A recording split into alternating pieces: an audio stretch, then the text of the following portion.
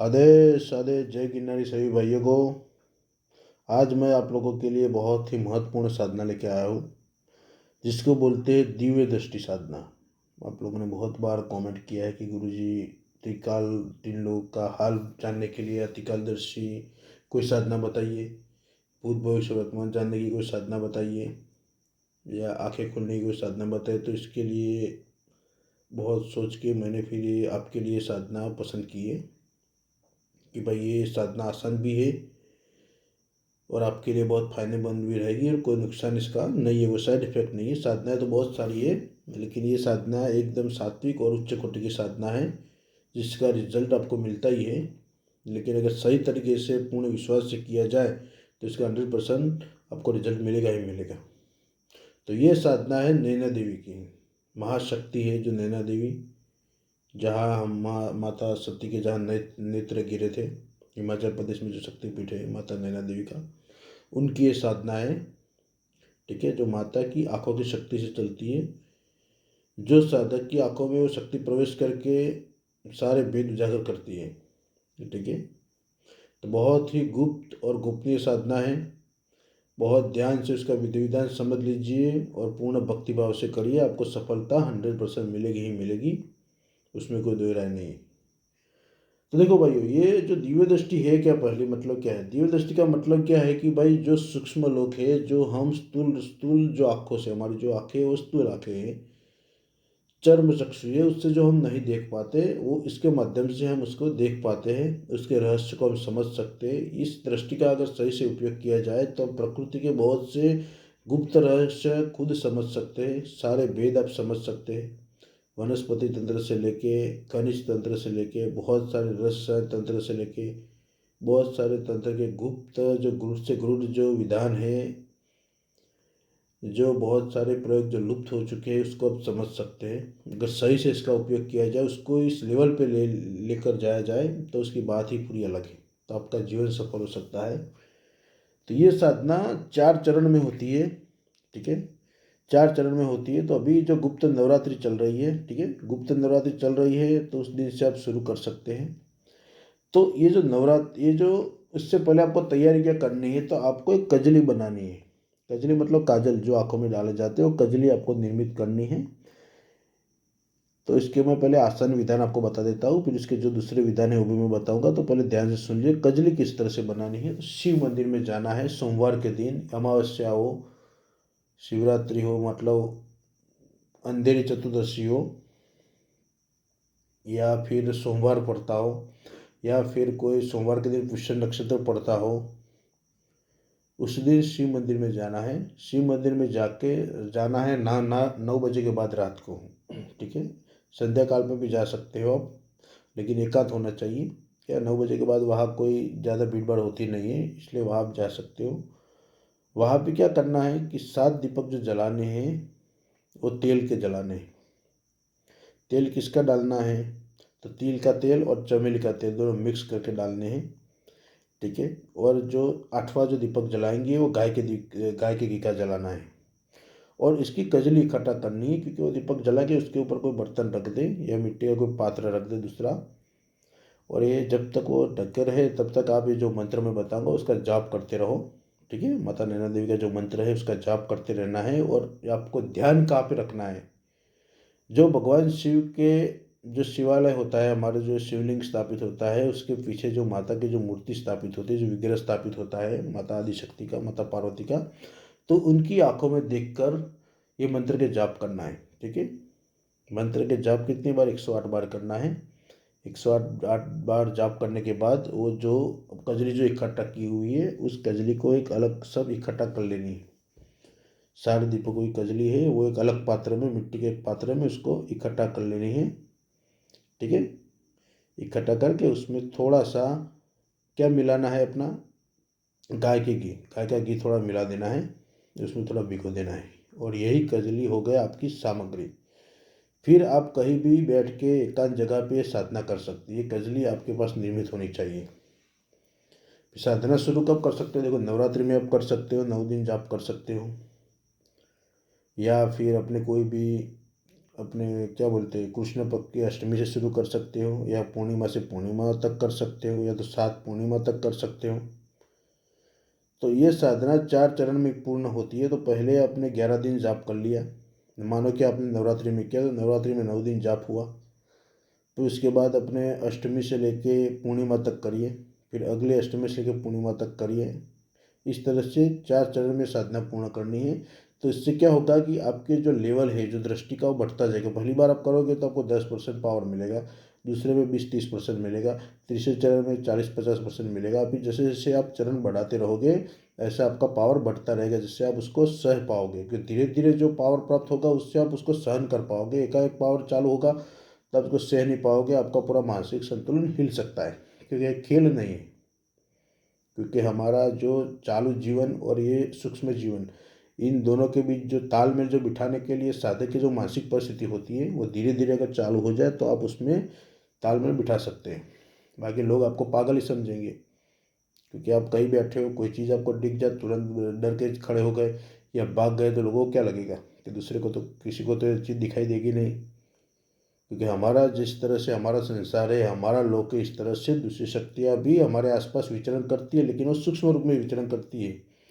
ये दृष्टि खुलने के बाद वो चीज़ आपको दिखाई देती है, उनकी आवाज़ आपको सुनाई देती है। तो क्या होता है कि धीरे धीरे मैं 4 चरण की साधना इसलिए बता रहा हूँ, इसका पूर्ण विधान पूरा अलग है जो पर्वत शिखर पे होता है, लेकिन वो कोई नहीं कर पाता है, वो बहुत कठिन है। ये आसान विधान बता रहा हूँ मैं, धीरे धीरे आप करके उसको दृष्टि खोल दीजिए।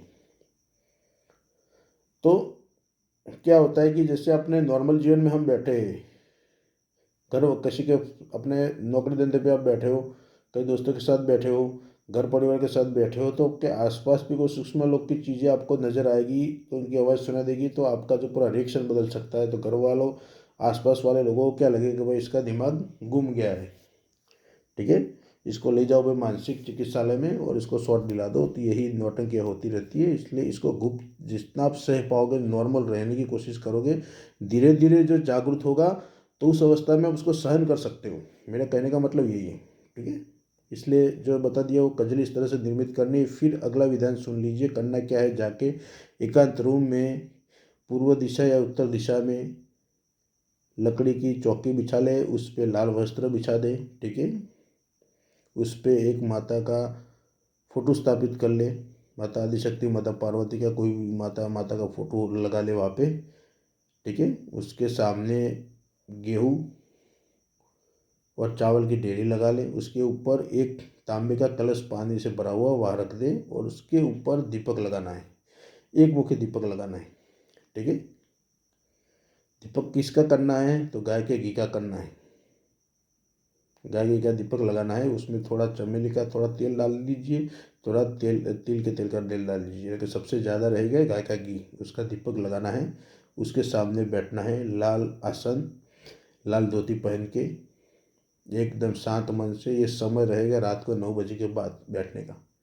जो कजली हमने जो शिव मंदिर में तैयार की है उसमें से थोड़ा लेके दोनों आँखों में लगा लेना है, और माता का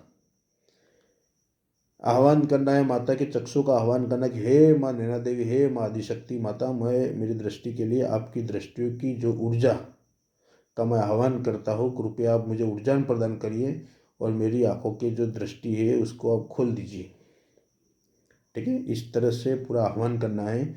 आह्वान करने के बाद दीपक में ध्यान लगा के त्राटक लगाना है। त्राटक करते करते इस मंत्र का जाप करना है। वो कब, वो मंत्र गिनना नहीं है, कितनी संख्या होगी वो गिनना नहीं, ये घंटा डेली करना है।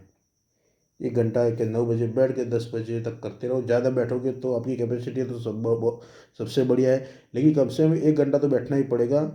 वो दीपक में देखते रहना है, जाप करते, भले आंखों से कितने आंसू निकले, जलन हो, डरना नहीं है, लगाते रहो। दीपक में अलग अलग दृश्य दिखेंगे, आवाज़ भी सुनाई दे सकती है, क्योंकि दृष्टि की पावर जो आंखों में, ऐसा लगे कि भी दीपक में से अदृश्य शक्तियाँ, अदृश्य आंखें मुझे देख रही है और मेरी आँख में प्रवेश कर रही है, आपकी आंखों में प्रवेश हो रही है, ऐसा आपको लगेगा। आपकी आंखें बदल रही है ऐसा आपको भास होगा। ये सूक्ष्म रूप से भास होता है, लेकिन आपको उसका एहसास होता है धीरे धीरे धीरे धीरे, ठीक है। इस तरह की साधना पूर्ण करनी है। 9 दिन करो। नवरात्रि में बैठो तो 9 दिन करो, या तो फिर अष्टमी से लेकर पूर्णिमा तक करो, ठीक है। जाप खत्म हो जाए, जैसे आपने 9 दिन खत्म किया कि 11 दिन खत्म किया, 9 दिन 11 दिन, ये 2 दिनों करोगे आप, 9 दिन कर लो या तो फिर 11 दिन कर लो, तो इसका एक चरण पूरा होगा। फिर अगली तिथि में फिर से 9 या 11 दिन का करो। इस तरह से 4 चरण पूर्ण करना है। तो 11वें 9वें दिन जब आप पूर्णाहुति करो तो माता को जो भी भोग है पंचमेवे का वो लगा लो, ठीक है। तो साधना को पूर्ण करो और दोबारा फिर संकल्प लेके फिर से बैठ जाओ। वो कजली अगर आपके पास बची है तो दोबारा बनाने की जरूरत नहीं है। अगर ख़त्म हो जाए, कजली तो डेली लगानी पड़ेगी, तो फिर से जब आपको अनुष्ठान शुरू करना हो, दूसरा चरण, अगला जो अगर चरण चालू करना हो तो उससे पहले फिर से वो कजली निर्मित कर लें, ठीक है, शिव मंदिर में जाके। तो इस तरह से आप करते रहो, फिर देखो इसका रिजल्ट क्या मिलता है। उसका ज़बरदस्त आपको रिजल्ट मिलेगा। जो मैं मंत्र बता रहा हूँ वो ध्यान से सुन लीजिए। मंत्र मंत्र एकदम आसान है, बहुत इतना कठिन भी नहीं है, लेकिन थोड़ा बड़ा है, 6-7 लिटी का। मैं उसको आपको डिस्क्रिप्शन में भी डाल दूंगा। तो मंत्र को मैं धीरे धीरे बोलता जाता हूँ, अब ध्यान से सुन लीजिए मंत्र किस तरह से। ओम नमो आदेश गुरु का। नैनन नैनन देवी से नैनन चले, नैनन देवी से, नैनन नहीं सॉरी नैन आएगा, नैनन देवी से नैन चले, करे दिव्य दृष्टिपात, कहत कहे पुकार, कर्ण से बानी बोले, दृष्टि कर आर पर मैं देखूं आंखों से, पाताल फोड़ू आकाश चीरू, सब दूध का दूध पानी का पानी करूं, सारे वेद उजागर करूं, पुकार मेरे गुरु उस्ताद की, 3 लोक का हाल इसी गढ़ूं, इसी पल आवे दृष्टि के द्वार, नहीं आवे तो नैना देवी की आन, नहीं आवे सॉरी अरे भूल गया, नहीं आवे नैना देवी तो आन, शिव गोरा पार्वती की वाचा, ब्रह्म वाचा मेरी वाचा चुके तो महादेव के तीसरे नेत्र की आन, अलख आदेश आदेश आदेश। इस तरह से मंत्र देखो, मैं अभी धारा प्रभाव में बताता हूँ किस तरह से इसको मंत्र जपना है। ओम नमो आदेश गुरु का, नैनन देवी से नैन चले, करे दिव्य दृष्टि, कहत कहे पुकार, कर्ण से बानी बोले, दृष्टि कर आर पर मैं देखो आंखों से, पाताल फोड़ो आकाश चीरो, सब दूध का दूध पानी का पानी करो, सारे वेद उजागर करो, पुकार मेरे गुरु उस्ताद के, 3 लोक का हाल इसी घड़ी इसी पल आवे दृष्टि के द्वार, नहीं आवे नैना देवी तो आन, शिव गोरा पार्वती की वाचा, ब्रह्म वाचा मेरी वाचा चुके तो महादेव के तीसरे नेत्र की आन, अलग आदेश आदेश आदेश। तरह से पूरा मंत्र है। मैं इसको डिस्क्रिप्शन में डाल दूंगा लिख के अच्छी तरह से, इसलिए आपको समझ में आएगा, ठीक है। थोड़े शब्द अटपटे हैं इसलिए आपको सुनने में ऐसा लगेगा, लेकिन मैं उसमें डाल दूंगा लिख के, इसलिए आराम से आपको समझ आएगा। मंत्र को अच्छी तरह कंठस्थ कर लीजिए, इसका प्रयोग करिए। बहुत ही गूढ़ रहस्य। देखो, तंत्र क्षेत्र में आगे बढ़ने के लिए कौन कहाँ छुपा है, कौन कहाँ बैठा है, कौन हमारे फेवर में चल रहा है, कौन हमारे विरुद्ध चल रहा है, इसका भेद हमको जानना जरूरी है। सामाजिक से लेके आर्थिक से लेके कहीं भी, आध्यात्मिक से लेके हर जगह, क्योंकि आध्यात्मिक क्षेत्र में भी जो छलावे होते हैं उनको पहचानने के लिए दृष्टि की जरूरत पड़ती है। तो ये दृष्टि खोलनी बहुत जरूरी है, इसके पीछे मेहनत करो भाई। देखिए, एक बार दृष्टि आपकी खुल गई तो उसमें खुलने में मैं आपको संकेत बताता हूँ कि शुरुआत में क्या होता है कि आपको परछाई जिससे नजर आएगी, आंखों के सामने अंधेरे आने लगेंगे, दिन में भी अंधेरे आएंगे, ऐसा लगे कोई परछाई जा रही आ रही है, ठीक है। जैसे पर्दे उड़ रहे हैं, आगे आ रहे हैं काले काले, ऐसा लगेगा। वो शुरुआती स्टार्टिंग में ऐसा होता है। कभी आपको रात में भी ऐसा लगे कि भाई दिन हो गया है, ऐसा आपको उड़ उड़ के हड़बड़ा के खड़े हो, हड़बड़ा हट के आप खड़े हो सकते हो कि भाई इतना उजाला कहाँ से आ रहा है, दिन हो गया। फिर आप देखोगे भाई अंधेरा है, ऐसे ऐसे आपको भास होगे। सोते रहोगे तो जो आंखों के सामने आँख बंद करोगे तो ऐसा लगेगा कि पूरा प्रकाशी पला प्रकाशी फैला हुआ है, तो आप सो नहीं पाओगे। आंखों में जलन होगी, दर्द होगा, वो शुरुआती स्टेज में होता है। डरना बिल्कुल भी नहीं है। आंखों में ज़्यादा दिक्कत हो, जलन हो तो देसी शहद रखे, देसी शहद होता है कि देसी शहद रखे, और रात को सोते टाइम आप आंखों में जरूर लगा डालें, ठीक है। इससे आंखों की गर्मी कटेगी, फिर दीपक में टाटक करेंगे, मंत्र की ऊर्जा के साथ आंखों में जलन होगी, क्योंकि आपकी आंखें जो चर्म चक्षु कमजोर है, उसके भीतर जो दिव्य चक्षु जो छुपे हुए उसको जागरूक करने के लिए वो दृष्टिपात शक्तिपात होता ही है। उसमें आंखों में जलन, दर्द, ये सब दिक्कतें आएगी। इसलिए इसका इलाज यही होता है कि भाई ठंडे पानी से आंखें धोया करिए, दिन में 5-6 बार धोना है, और सोते टाइम आंखों में देसी शहद डालना है। जो छोटी मधुमक्खी का जो शहद होता है वो कर मिल जाए तो सेटिंग कर लो, ना मिले तो अपने पतंजलि का दृष्टि आई ड्रॉप आता है, वो भी बढ़िया है, क्योंकि उसमें भी शहद सब चीज़ मिली हुई है, तो उसका भी आप प्रयोग कर सकते हैं। तो आंखों की गर्मी उससे निकलती रहेगी, ठीक है, आंखों को आराम मिलता रहेगा, ये करता रहना पड़े। और पूर्ण, जब आप एक चीज़ सदैव याद रखो कि जब आप त्राटक करें दीपक के सामने, तो जो शिव मंदिर में जो माता की आंखों के सामने अपने जो ताटक करके दिखकर जो मंत्र बोलकर, यही मंत्र 100 बोल के जो हमको कजली बनानी है, यही मंत्र से जप करना है, मंत्र यही रहेगा। तो माता की आंखों को आप दीपक में देखने की कोशिश करें, ठीक है, कि माता आपकी जो आंखों की शक्ति यहाँ प्रकट करे और मेरी आंखें खोलने की कृपा कीजिए।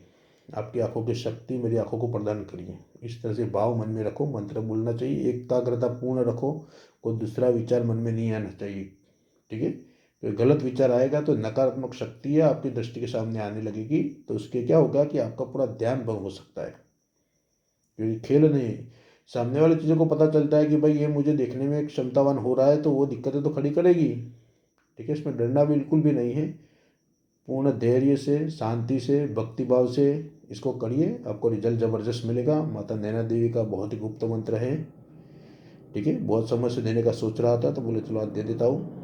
तो नवरात्रि भी आ रही है, अब इसका फ़ायदा उठाइए, ठीक है। एक बार दृष्टि खुल जाएगी तो बाकी साधनाएं फिर आराम से आप कर सकते हैं, क्योंकि आप जिसका जाप करोगे वो शक्ति को दृष्टि खुली है तो आप तुरंत उससे वार्तालाप कर सकते हैं कि भाई ये साधना में कहाँ त्रुटि रह गई, वो आपको शक्ति बताएगी। किसी ने आपको विधान बता दिया, ये मानो कि मैंने आपको विधान बताया, मेरे कुछ चीज़ बताने में गलती हो गई या तो मैं भूल गया, बताना रह गया, तो आप वो मंत्र लेके बैठोगे तो चीज़ आपको बताएगी भाई इसमें ये विधान में ये त्रुटि रह गई है, तो इसके बारे में या तो गुरु जी से पूछो या तो फिर वो बता देगी खुद, ठीक है। तो आपका तुरंत समाधान हो जाएगा और आपको सफलता तुरंत मिलेगी। लेकिन वो कब मिल सकती है? दृष्टि खुली है तब तक। आंखों से अंधा इंसान तो दूसरा ले जाएगा हाथ पर, जो वहाँ तक चलेगा। इसलिए आंखें खोलनी बहुत ज़रूरी है, दिव्य दृष्टि बहुत प्रमुख है, ठीक है। लेकिन इसको सहने की शक्ति भी रखो, मानसिक रूप से मजबूत होकर इसको जागरूक करो, ठीक है। ऐसा नहीं खोल दिया डर जाओ कि सारी चीज़ें दिखेगी, कोई भी चीज़ आपसे बात कर सकती है, किसी भी चीज़ की आपको आवाज़ें सुनाई दे सकती है। किसी रिश्तेदार के घर गए तो दृष्टि के सुनने, भले आपका पहला तबक्का पहले चरण में 10% पावर आपका चालू है, तो इससे क्या होगा कि कहीं भी जाओगे सब चीज़ें आपको महसूस होगी।